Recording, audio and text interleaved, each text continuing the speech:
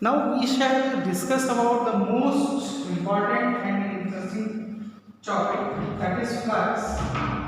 And later on we shall discuss about the rule of finding electric field of some regular charged objects. ठीक है, तो ये वाला portion बड़ा interesting है, इसमें मजा आएगा। फ्लक्स वैसे आप थोड़ा बहुत तो जानते ही हो, वाटर फ्लक्स के बारे में बताया था, है ना, एयर के फ्लक्स के बारे में बताया था, लाइट के फ्लक्स के बारे में बताया था। फ्लक्स का मतलब ही है, सबसे पहली चीज फ्लक्स, और कौन सा फ्लक्स हमें पढ़ना है? Electric flux.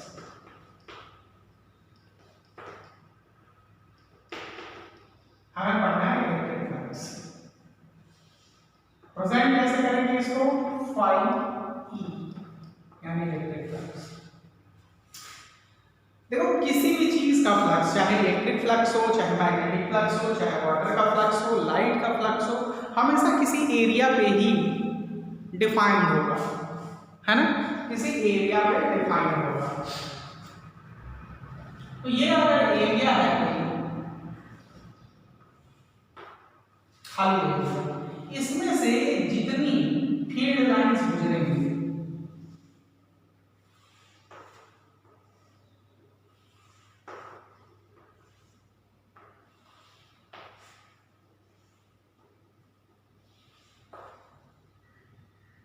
ठीक है,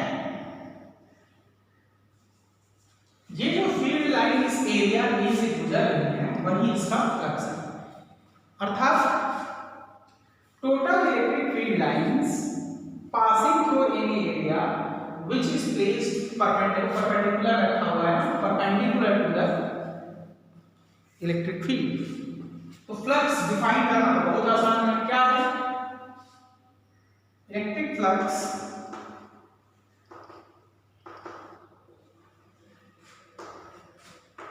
is defined as is equal to total number of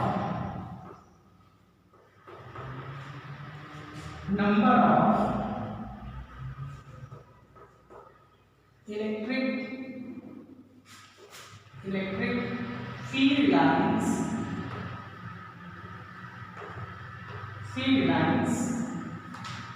crossing through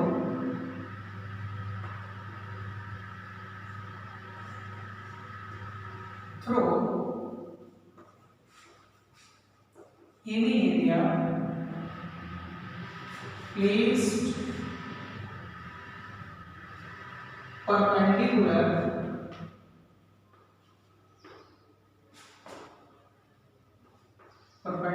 to electric field। बिल्कुल मैग्नेटिक फील्ड की तरह, ठीक है। तो ये तो डेफिनेशन की बात हो गई। अगर कितनी लाइंस लगे? 2, 4, 5, तो इसका फ्लक्स कितना होगा? 5 इलेक्ट्रिक फील्ड लाइंस के बराबर। अगर मैं एक लाइन और भी खींच दूं यहां से, जो इसके अंदर से गुजर रहा है, तो तब कितना हो जाएगा? 6 इलेक्ट्रिक फील्ड लाइंस के बराबर। एक लाइन और भी खींच दूं इस तरीके से, जो इसको क्रॉस करके जा रहा है उसका, तो कितने के बराबर हो जाएगा?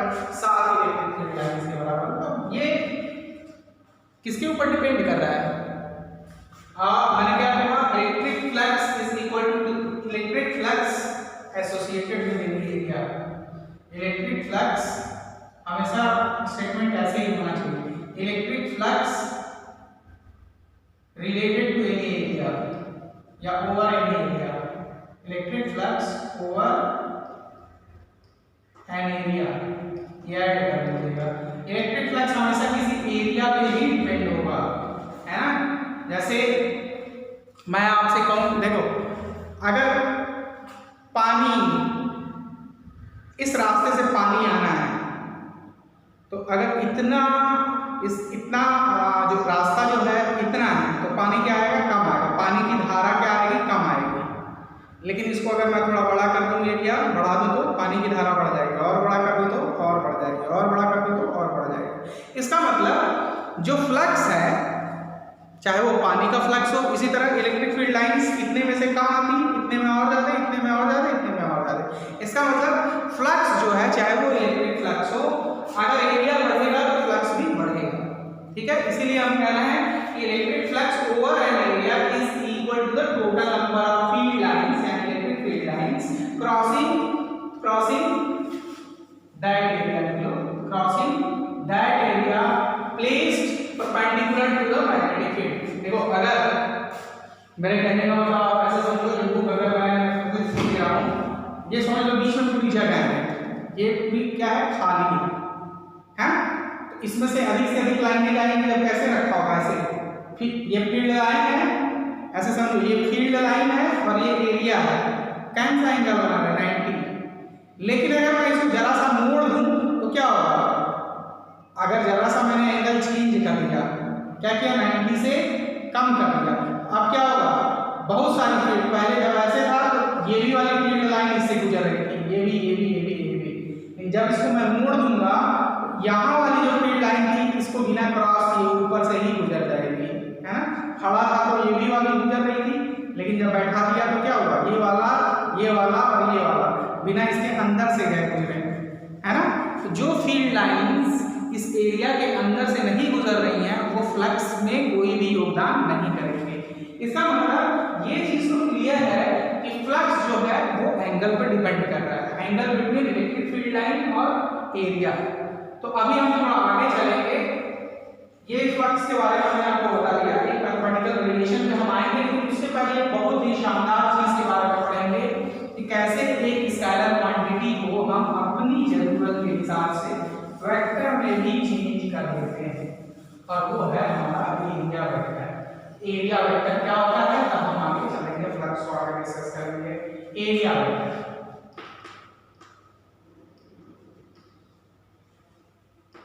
डिस्कशन बहुत ध्यान से समझिएगा। एरिया वेक्टर क्वांटिटी नहीं होती है, बट मान लीजिए हमारे पास एक इतना बड़ा एरिया है, हमने इसे एक बहुत टाइनी, बहुत छोटे छोटे भागों में इसको बांट दिया, खूब छोटे छोटे भागों में बांट दिया, बहुत छोटे छोटे भागों में, समझ रहे हैं, खूब छोटे छोटे भागों में बांट दिया इसको, है ना। किसी कागज को फाड़ते जाओ, पहले बार फाड़ोगे तो दो बराबर भागों में नहीं फटेगा, और फाड़ो अभी भी बराबर नहीं होगा, और फाड़ो, फाड़ते जाओ, अल्टीमेटली समय ऐसा आएगा जब बहुत छोटे छोटे टुकड़े होंगे और सबको नापोगे तो सबका डायमेंशन सेम आएगा।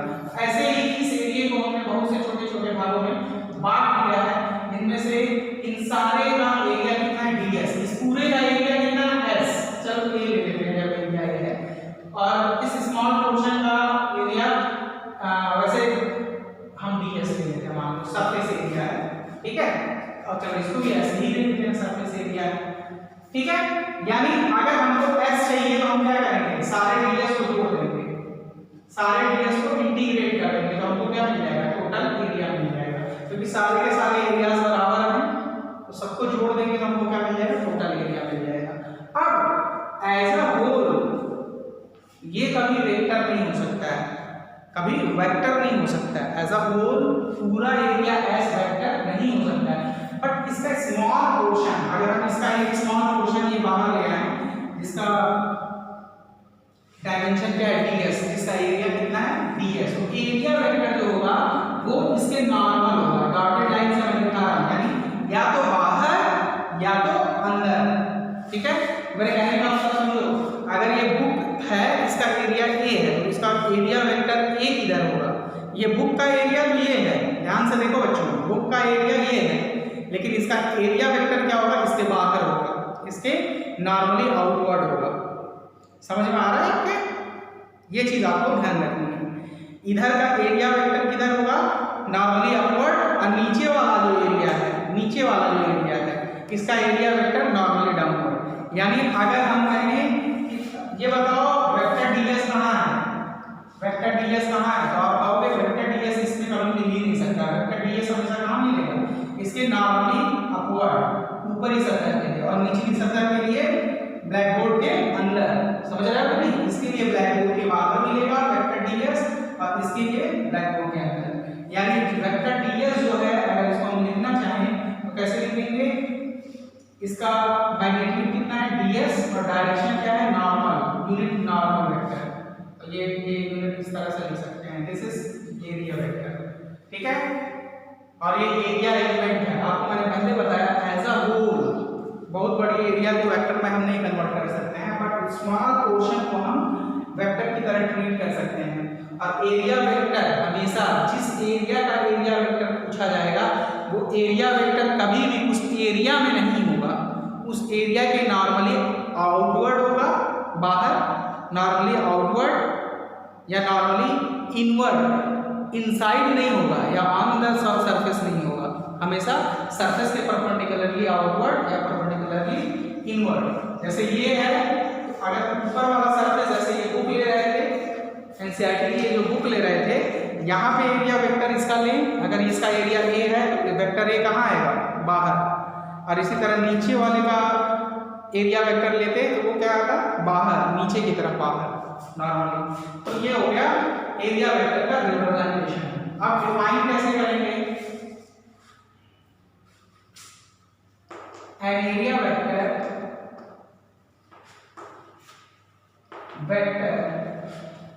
is a small vector which is normally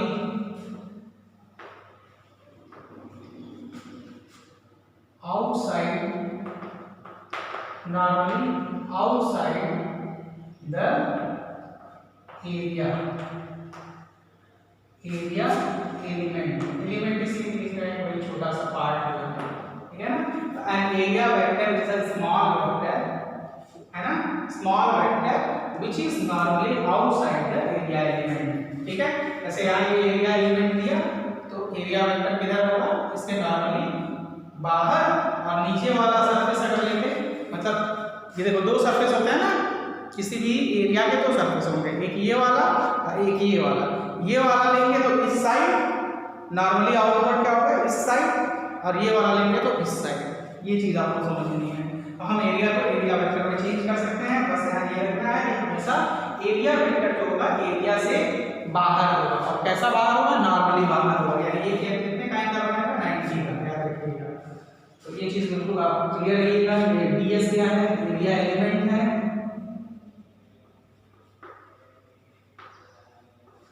और ये जान ही रहे हैं यूनिट नॉर्मल वेक्टर है। यूनिट इसकी वैल्यू कितनी होगी, यूनिट यानी 1। डायरेक्शन क्या होगा, सरफेस से perpendicular, normal, unit normal vector. अब फ्लक्स सॉल्व करने, अब फ्लक्स को हम समझेंगे, फ्लक्स को मैथमेटिकल तरीके से समझेंगे। अगर ये चीज़ें हमारे बिल्कुल क्लियर समझ में आ गई हैं तो चलिए आगे।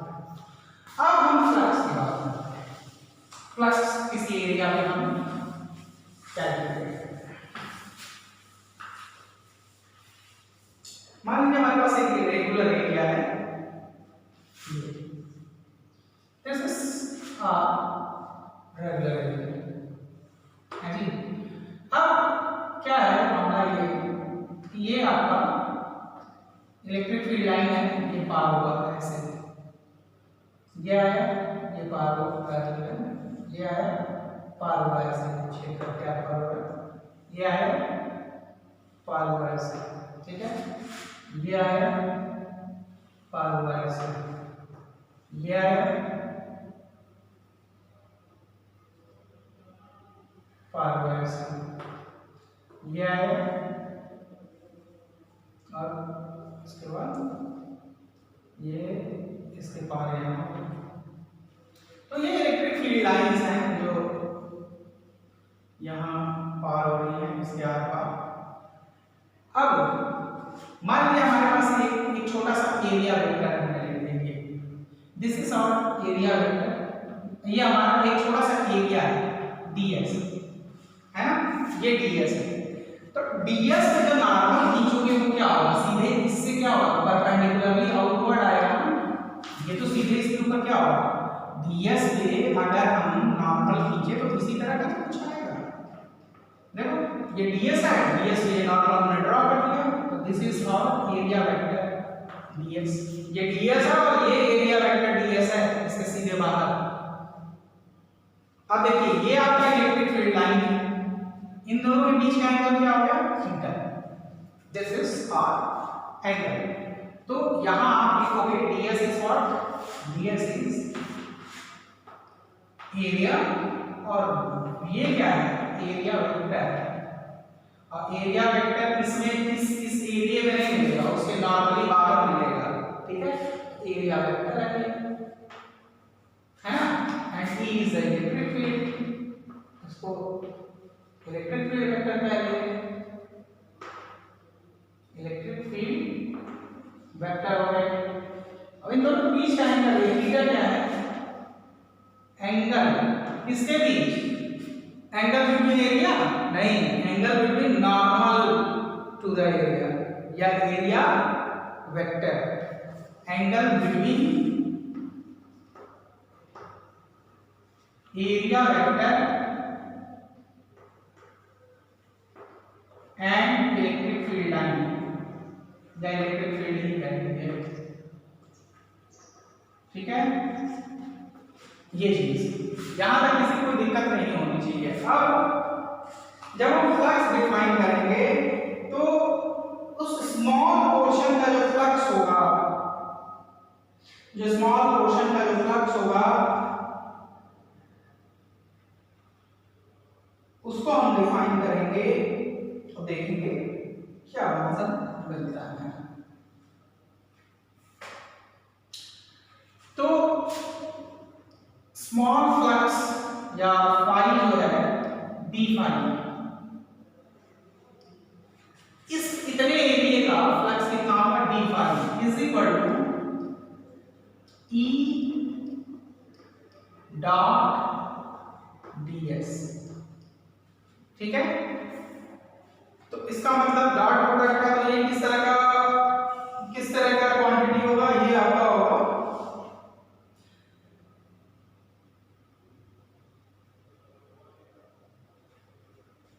ये स्केलर क्वांटिटी होगा, सीधी सी बात है। E ds, और इसे एक्सप्रेस करेंगे तो ये कितना हो जाएगा? E ds cos थीटा, ठीक है? याद ये रखना है, this theta is what? Theta is the angle between area vector या normal draw on the surface. ऐसे भी कह सकते हैं, नॉर्मल सरफेस पे जो नॉर्मल ड्रॉ करेंगे और इलेक्ट्रिक फील्ड के बीच का एंगल है या एरिया वेक्टर और इलेक्ट्रिक फील्ड का एंगल है। तो d फाई की वैल्यू ये हो जाएगी। फ्लक्स, इसका मतलब क्या हुआ? ये बहुत इंपॉर्टेंट है। Flux is a scalar quantity. कौन सा flux? Electric flux. Electric flux is a scalar quantity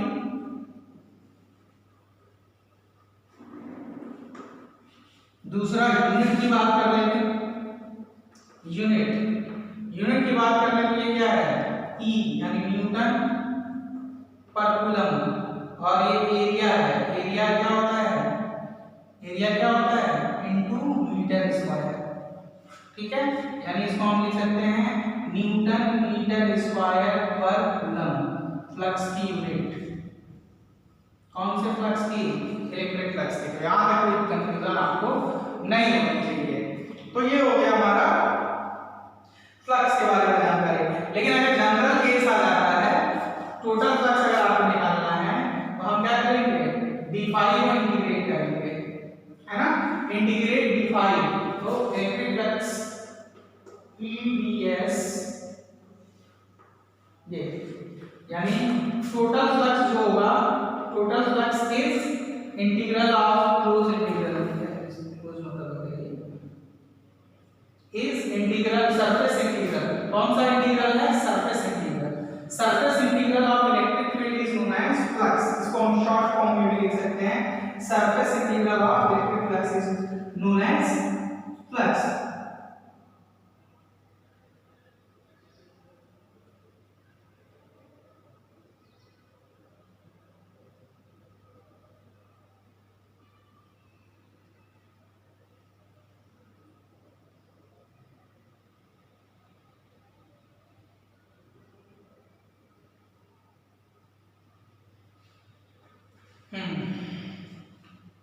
इसको देखो, सरफेस हमेशा जो है वो क्या है, क्लोज है इस तरीके का।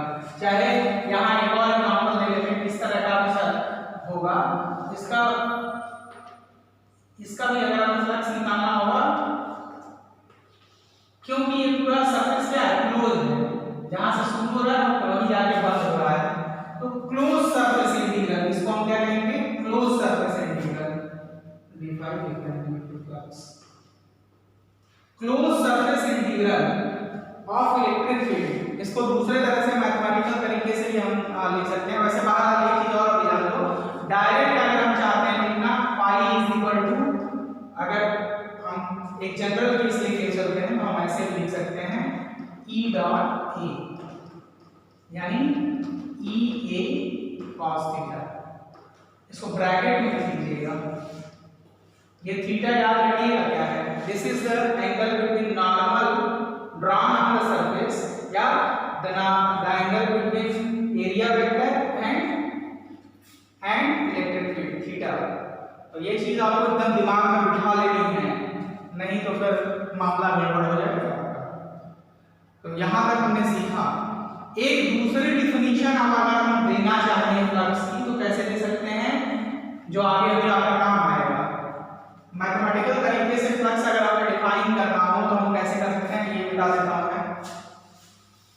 अब देखिए इसके आधार पर हमने यहाँ सीखा कि स्मॉल एलिमेंट है तो उसका डॉट प्रोडक्ट जो है फ्लक्स देगा, है ना, स्मॉल फ्लक्स देगा। टोटल फ्लक्स के लिए हमने क्या किया, इंटीग्रेशन किया है। कौन सा इंटीग्रेशन किया है, सरफेस इंटीग्रेशन। ये है इसका मतलब सरफेस, और ये जो गोला बना लिया तो क्लोज, यानी यहां से शुरू करेंगे तो इंटीग्रेट करके यहीं पे आएंगे, समझ रहे हैं कि नहीं, यहां से शुरू करेंगे तो इंटीग्रेट करते हुए यहीं पे आएंगे, क्लोज सरफेस इंटीग्रल है। तो दूसरा डेफिनेशन, सेकंड डेफिनेशन, फ्लक्स का क्या हो जाएगा, flux is defined as close, पहले close surface integral of electric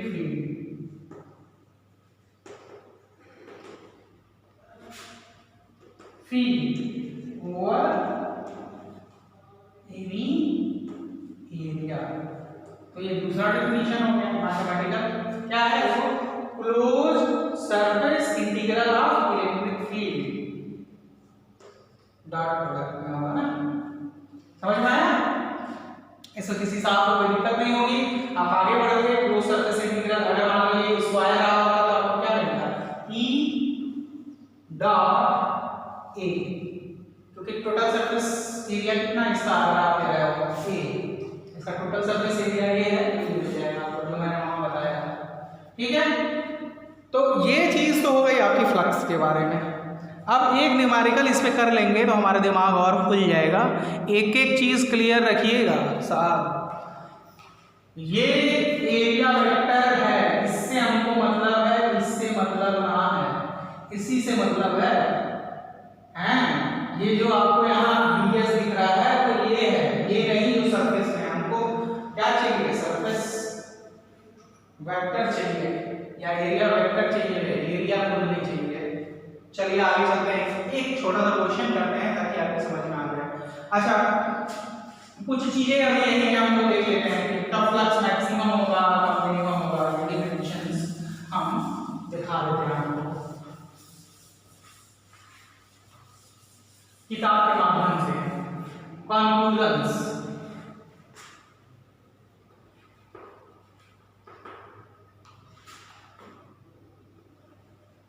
first conclusion, maximum flux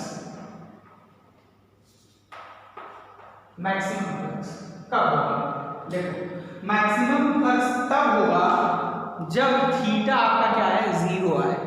zero आने का मतलब जब थीटा मैक्सिमम फाई इस मैक्सिमम में theta is equal to zero, theta तब जीरो आएगा जब ये थीटा जीरो तभी आएगा जब नॉर्मल मतलब आपका जो एरिया वेक्टर है, एरिया वेक्टर की डायरेक्शन क्या होगा, तो इलेक्ट्रिक फील्ड की डायरेक्शन है। मेरे कहने का मतलब ये है, ये एरिया वेक्टर अगर इलेक्ट्रिक ऐसे रखे हो, इलेक्ट्रिक फील्ड इसी डायरेक्शन में आ रहा है, तो एरिया वेक्टर जो हम लें वो भी क्या होगा, उसी डायरेक्शन में। मतलब अगर ये यहाँ पे इलेक्ट्रिक फील्ड लाइन इधर से आ रही हैं, तो एरिया वेक्टर भी क्या हो, उसी डायरेक्शन में। यानी कंडीशन ऐसी कुछ हो, ये देखिए, ये आपका इलेक्ट्रिक फील्ड लाइन यहाँ से गुजर रहा है, और ये जो एरिया वेक्टर आपने लिया ना सारा, ये जो एरिया वेक्टर लिया, इसमें जो नॉर्मल आप ड्रॉ कर रहे हैं, यानी ये जो ds है उसकी भी डायरेक्शन क्या होगी, इलेक्ट्रिक फील्ड की डायरेक्शन में हो। तो थीटा इस कंडीशन में कितना होगा, 0। व्हेन एरिया वेक्टर, हम एरिया वेक्टर क्या कहते हैं, और अगर एरिया कहते हैं तो इसका मतलब एरिया जो हो क्या होगा, परपेंडिकुलर हो इलेक्ट्रिक फील्ड के। लेकिन एरिया वेक्टर का उस केस में क्या होगा, पैरेलल होगा। When area vector is parallel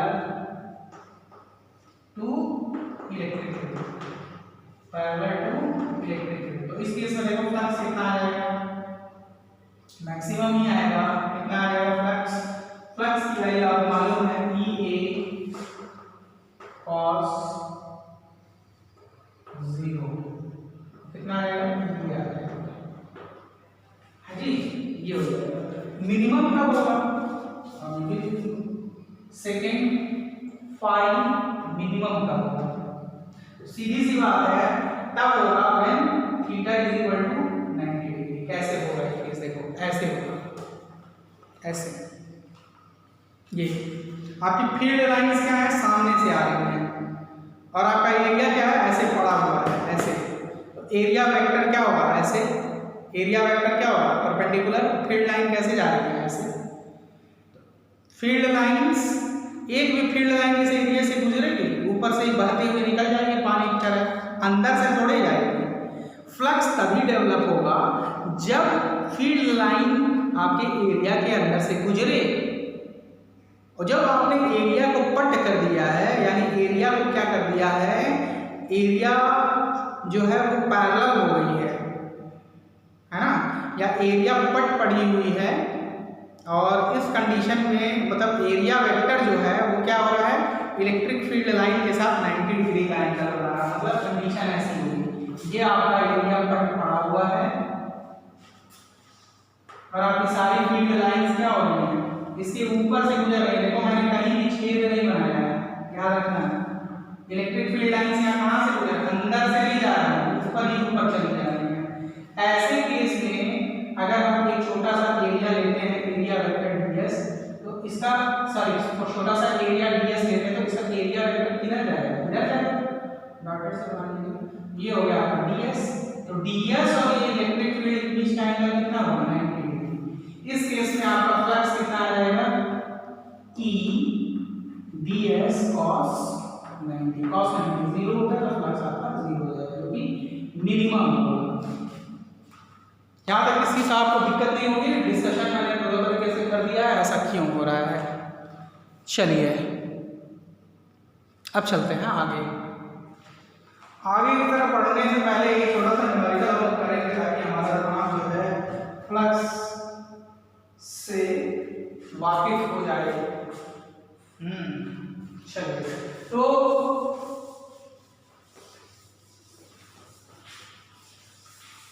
एक छोटा सा न्यूमेरिकल मैं आपको दे रहा हूं, वो ये है, find the flux,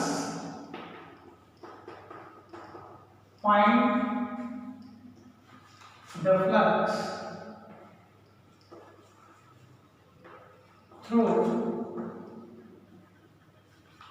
an area of 2 millimeter square, which is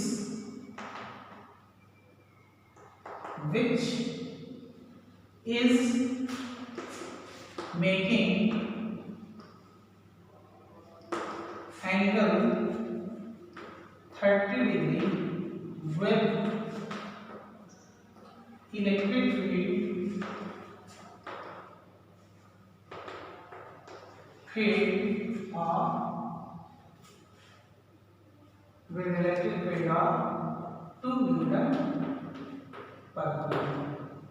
चलिए हमारे पास क्या क्या चीजें हैं, हमारे पास फ्लक्स निकालना है, एरिया है 2 मिलीमीटर स्क्वायर, तो मिलीमीटर में आप जानते हो 10⁻³ मीटर होता है, तो मिलीमीटर का स्क्वायर जो करेंगे तो हो जाएगा कितना एरिया मीटर स्क्वायर।